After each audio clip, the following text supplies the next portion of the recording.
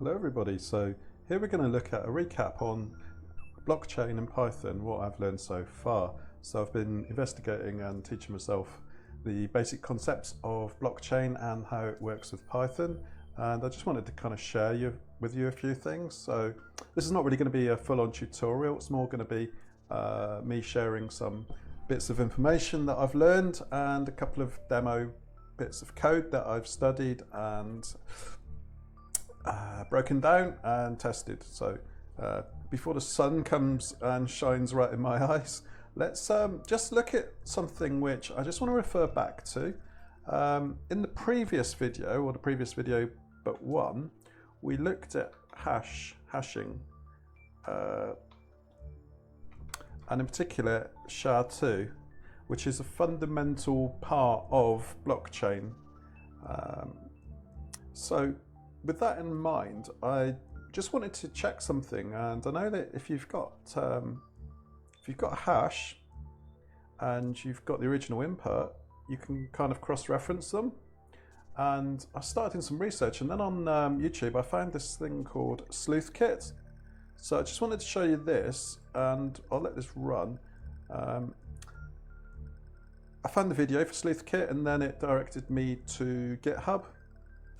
And basically the Sleuthkit, let me just pause that, is a library and a collection of command line digital forensics tools that allow you to investigate volume and file system data. The library can be incorporated into larger digital forensics tools, and the command line tools can be directly used to find evidence.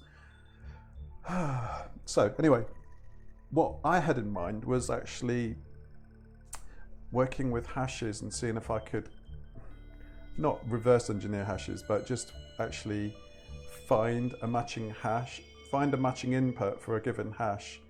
And essentially that's what this piece of software does.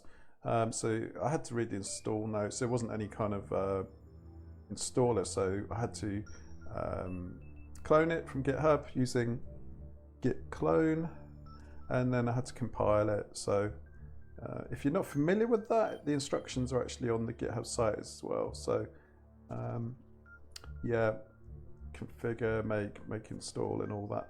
There we go. Configure, make install. And then if you get an error as well, you need to use sudo to do this as well. And yeah, so if you're interested in that, I'm just going to leave that running. But what I wanted to talk about really was the more I've learned really is that yeah,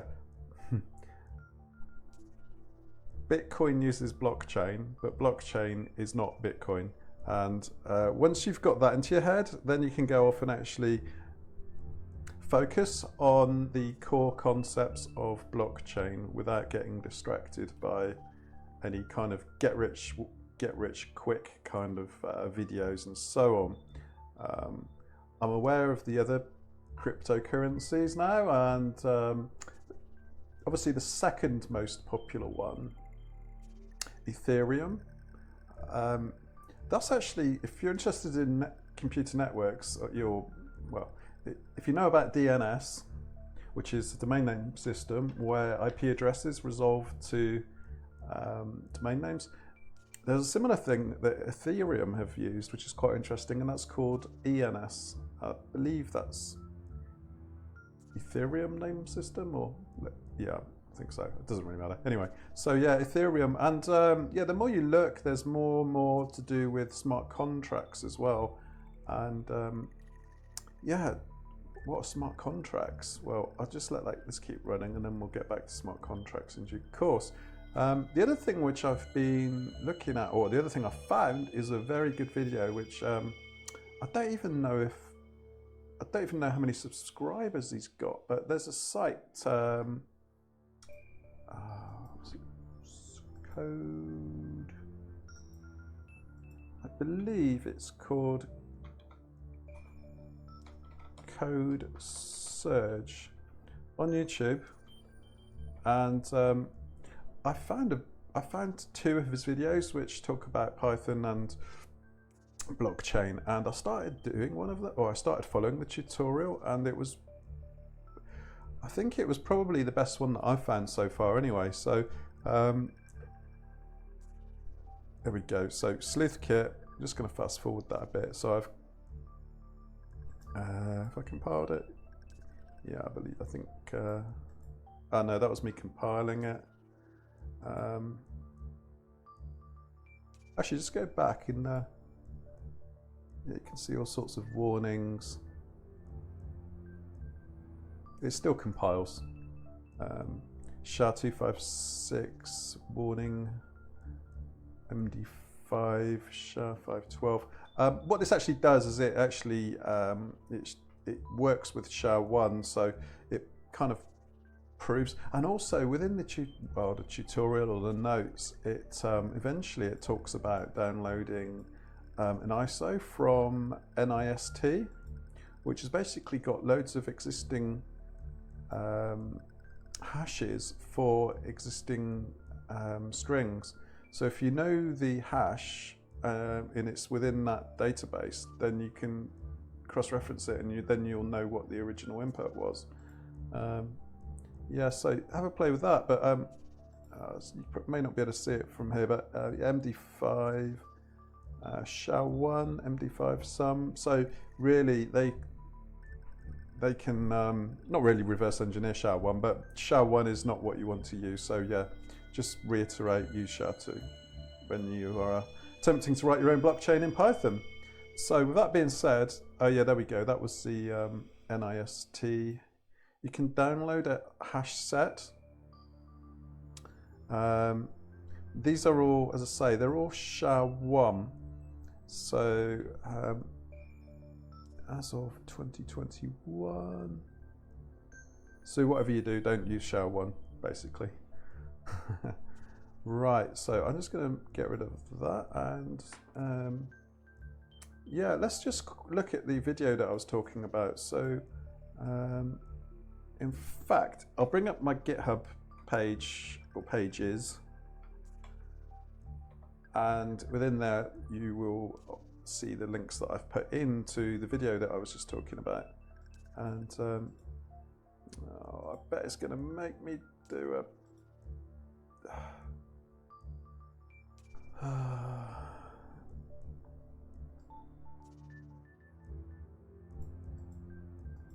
right. Can't even remember what I believe. I'm just going to log in off screen because you don't really want to be seeing all my details, do you? And what I'll show you is I've got a couple of Jupyter Notebooks, and they've got the links to everything that we're going to be talking about here. And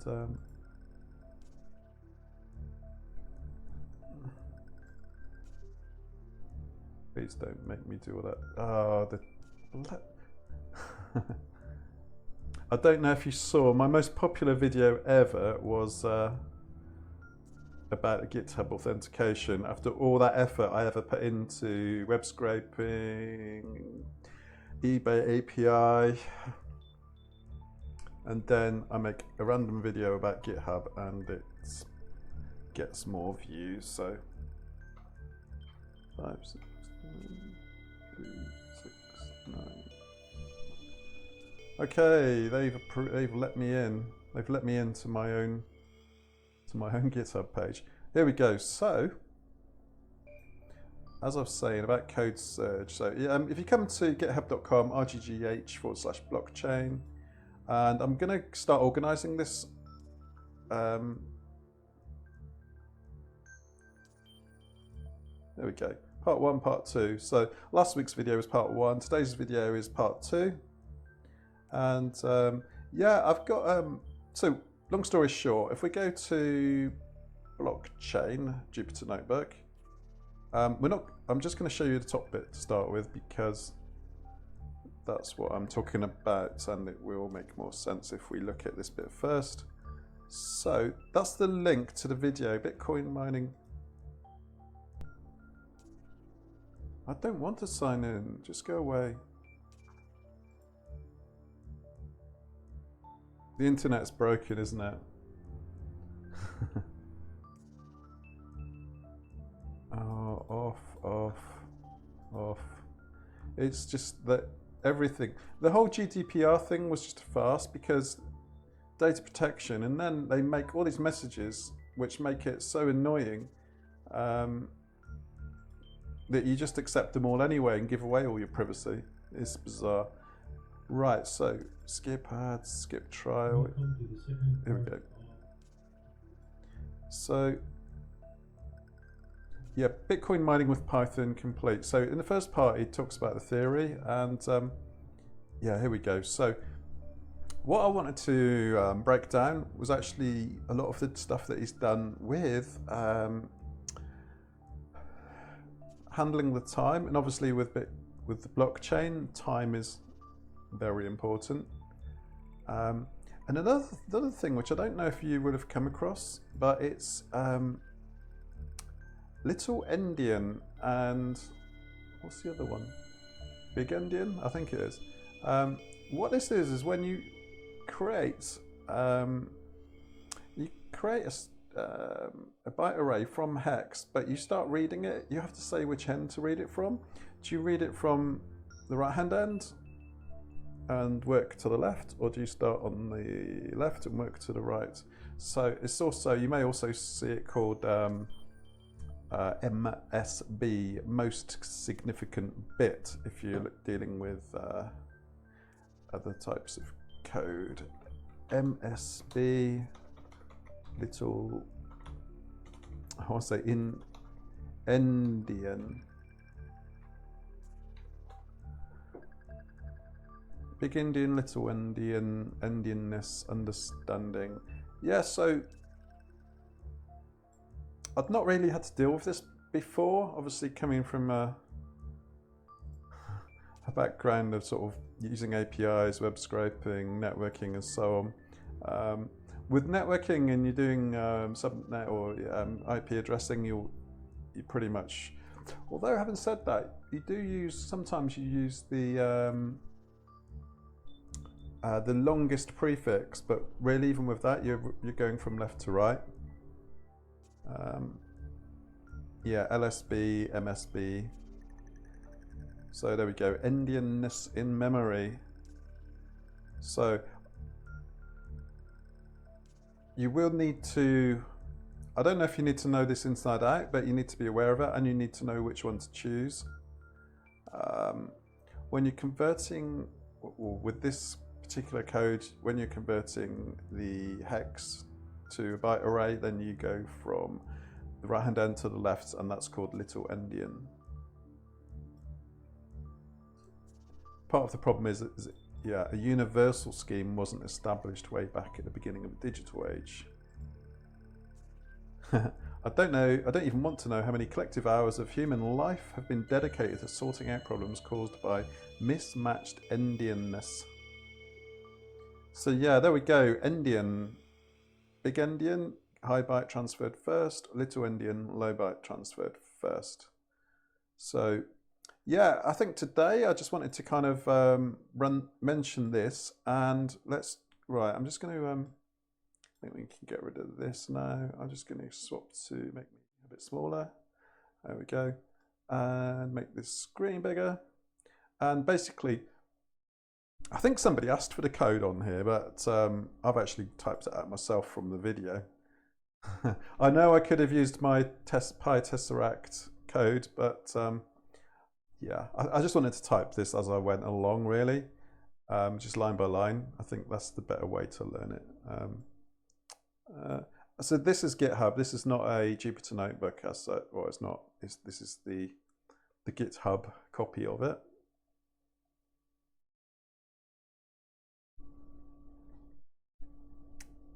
So from dateutil import parser and TZ. TZ stands for time zone. And UTC, let's look up what is UTC? Universal time zone, I believe, coordinated universal time. I believe the aviation industry, and I think I think the army use something called Zulu time, but Yeah, it saves messing around with time zones basically, so it's universal time. And believe it or not, it goes through the Greenwich Mean Time, which is the Greenwich Observatory in London, in England. Even in England, we're not always on UTC because we have, it's called daylight saving time and all that nonsense. So, yeah, there we go. If you want to read about that, have a look on Wikipedia. So anyway, we've looked at we haven't really covered it in depth, but I've just thought I'd bring it to your attention if you are going to start following this series. So big endian, little endian, UTC, another important thing. So what I'm doing is I'm just going to kind of run through the things that I've been learning about. And to be honest, if you are starting off on the same journey, you're probably going to encounter the same things. So it's always nice when you when you communicate or see what other people are doing, and then you see that you're going along the same lines. It's sort of, I don't know, reassuring, should we say. So first thing that the code from this good YouTube video did was import the libraries. So yeah, handle the time. So what Unix time? So let's talk about Unix time. So Unix time is time in second. It's the epoch, isn't it? It's the time in. That's the name of his function, by the way, but his function is called the same. So Unix timestamp. The Unix timestamp started on, as you can see, January the 1st, 1970. The Unix timestamp is a way to track time as a running total of seconds. This count starts at the Unix epoch, January 1970.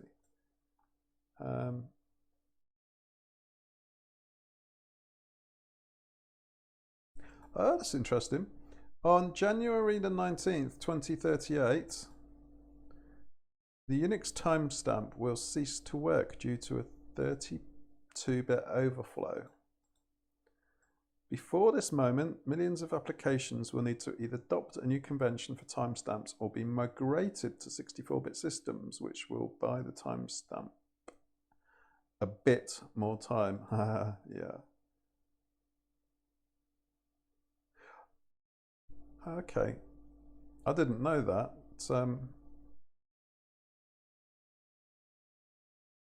I'm not really going to lose any sleep over it, but just out of curiosity.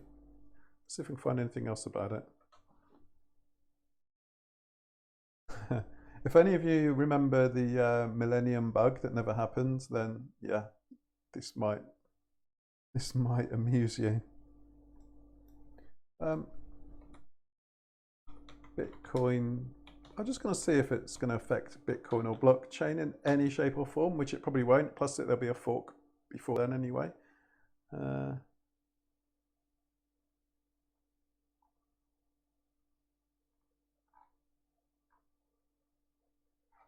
No, I don't know. Anyway, the code that I'm looking at really is a tutorial. So I think if you really want to attempt to write your own blockchain, then you probably are biting off quite a lot, really. So I think whatever I do and whatever we see on YouTube really is for educational purposes only. There is an update available. Later, please. Okay, so let's go back. Where were we?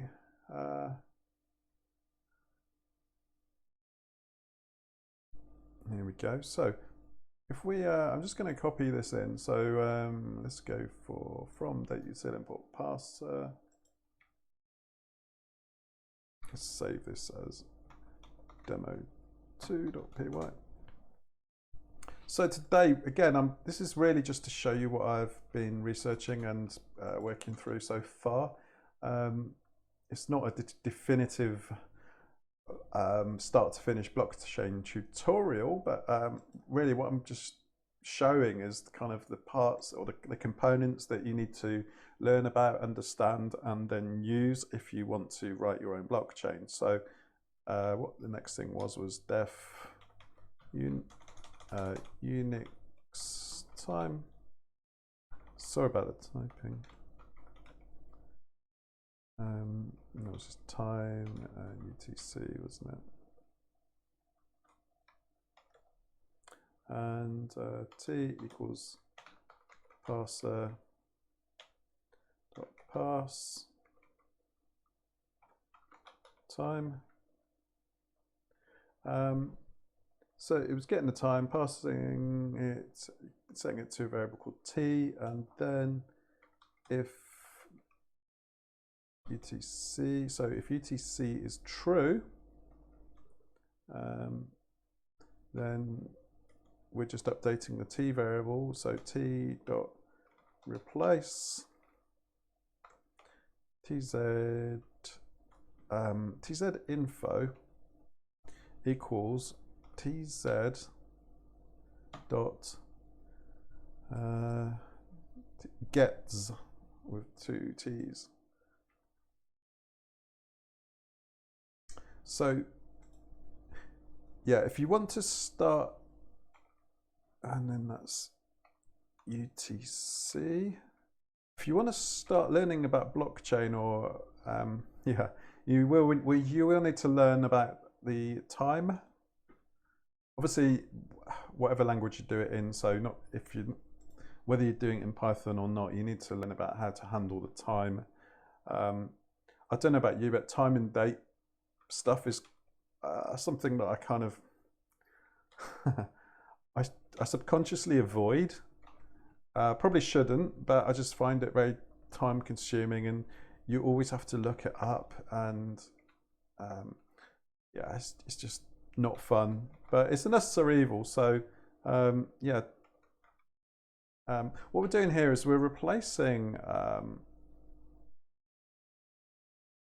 let's just do this actually. I'm just going to run format, just finish this off. T.timestamp. Let's fuck this a method, so we do that. And let's just run. So then what he did was he made Genesis underscore time equals. So the Genesis time was when the first block in the Bitcoin blockchain was created, and then if we run our function Unix time, what the, sorry about that, something started scrolling. Unix time, so then we get the Unix time of the Genesis time as hex. So let's put in Genesis time, and then if we run that, this is the start of our, okay, missing one.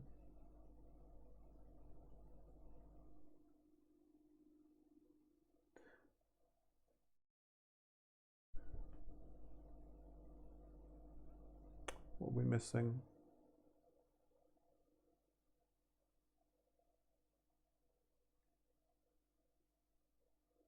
Let's just set, we need to set it to true by default.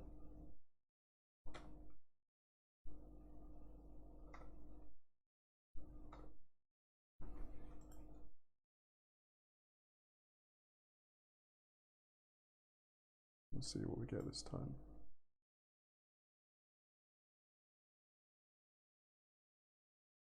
That ran, but let's just set that to a variable. So Unix time equals print unt.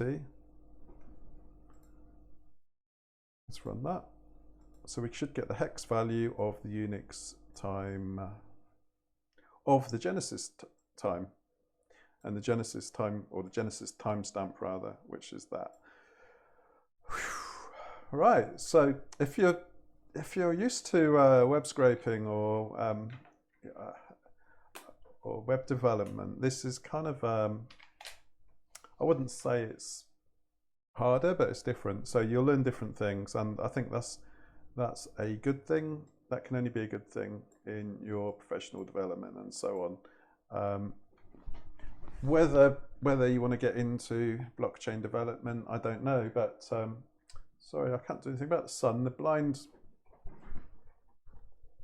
is closed, but the sun still squeezes through. Yeah, so here we go. So we've not used that yet. For the sake of this little demo, let's remove that. So we've imported the parser and TZ. TZ is all to do with the time zones. If we hover over, will it give us some info on it?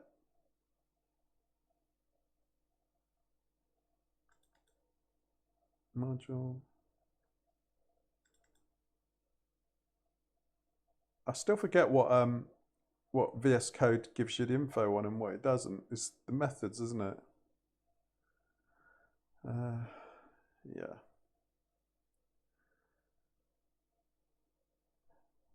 So yeah, the POSIX timestamp as a float. So that's why we then convert it to hex and do all the stuff with it. So yeah, a lot to learn really, more than I thought. So going back to this original video, I've only kind of just touched the start of it here really. So what he's done is he's handled the time. Then what he's done here is returns an integer corresponding to the little endian representation, and what he's done is he's done hex, and he's replaced the 0 in the x at the start with nothing, and then he's converted that using byte array dot from hex. So he's converted that to a byte array, and then the byte array he has converted them back to an integer. And that then leads me nicely on to what I want to show you next, which is my other Jupyter Notebook, which was this one. And here we go. So following on from what we've just looked at, I think if you are going to be doing some of this blockchain stuff, you will need to know about hex, binary, byte arrays, and so on. So what I've done here is just put together a little Jupyter Notebook where I've found some examples really. Still learning myself, to be honest with you. So what we've done here is we've converted the number, so 255, we've converted that into hex format, FF. If you know anything about routing and switching, you'll know that you can do what's called MAC address flooding. And if you do MAC address flooding, you basically fill the CAM table of the switch with all Fs. MAC address flooding. I'm going off on a flooding. I'm going off on a tangent here, but I just thought, you know, sometimes some videos are so structured. It's just nice to kind of do one where I'm just freestyling today. I hope it's. Let's just go MAC address flooding. What it does basically is fills the memory of, in a MAC address flooding, the attacker sends Ethernet frames in a huge number. And what it basically does is it fills up the memory of the switch, and then the switch reverts back just to flooding out all packets, so all frames in all directions. So then you get what is called, what was it, a MAC address flood? Yeah, you just end up with a very slow network because the switch is just sending out stuff everywhere. Right, back to this video. So hex. So just to recap, this is called blockchain_pre. So I think this is probably what I and anyone learning blockchain needs to do first is just get familiar with convert numbers into hex, convert a number into binary. So to do that, you do so using the format, which is, I think it was Python 3.2 onwards. So here the X means hexadecimal X and X, and there we go, B and B. So you use the curly braces, and then you do naught.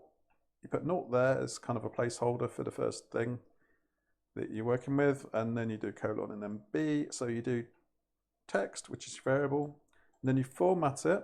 Well, you format whatever is inside here, you reformat it into binary, and then you get 101. So 101 is binary of 5. Something else you may need is a byte array from hex, which did we use in this? I can't remember. Yeah, byte array from hex. If you watch this video, it's 4 minutes or thereabouts. So you've got hex value, and then you convert it to a byte array before you convert it to an int. So lots of conversion going on here.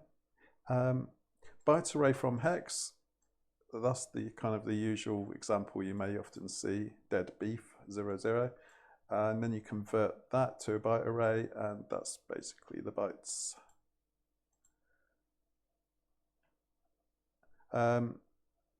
To get an integer from bytes, which was also on this video, int from bytes, just there. We've converted, so our variable was called BA, our byte array, and yeah, the byte order is little, so that's the little endian. Remember this? Big endian, little endian. So the little endian is where it reads, it reads the low byte, or the low byte is transferred first. Good. And then another Python module which you may wish to use is binasci, B-I-N-A-S-C-I-I. And again, you've got a string, dead beef, and then you can unhexlify it, and it changes it to bytes. So if you do binasci unhexlify your string, it will convert it to bytes. Encoding, so you all it's done there is it's decoded the encoding, which ends up giving you just hello. And then also we've got bytes from hex, and then you end up with, you can set your string to that, and you decode it from UTF-8. And yeah, bytes from hex again. So if you've got hex, you convert it to bytes, and then if you print that, then you just end up with B apostrophe backslash X, and then you've got AA, and then you've got H2 backslash X. Okay, so H2 backslash X 6832. So lot to learn here really, and if you go to the Python official documentation, what I did was look up Python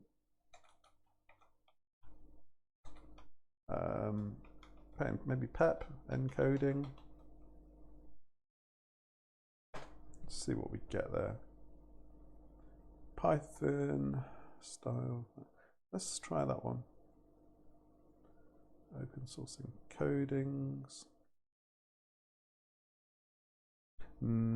What have we got here? Encoding. ASCII. So yeah, to be honest, we're not really very often interested in ASCII with what we're doing. We are pretty much interested in hex and bytes. So yeah, read up on from hex.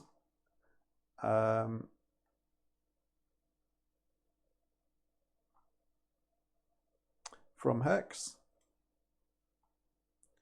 from bytes. from hex and from bytes are probably the two, and maybe also unhexlify. But yeah, from hex and from bytes will be very useful going forwards. And yeah, next time we'll start looking at the actual the block header generator in this video. So although this video was only 14 minutes long, there's a huge amount to learn and get your head around. So yeah, lots of conversion, as I say. And also next time we'll look at what is a Merkle root, which is a very important feature of the blockchain. And yeah, time, bits, UTC. If you want to get into blockchain, then yeah, I think this is something that's going to be omnipresent. Lots of it.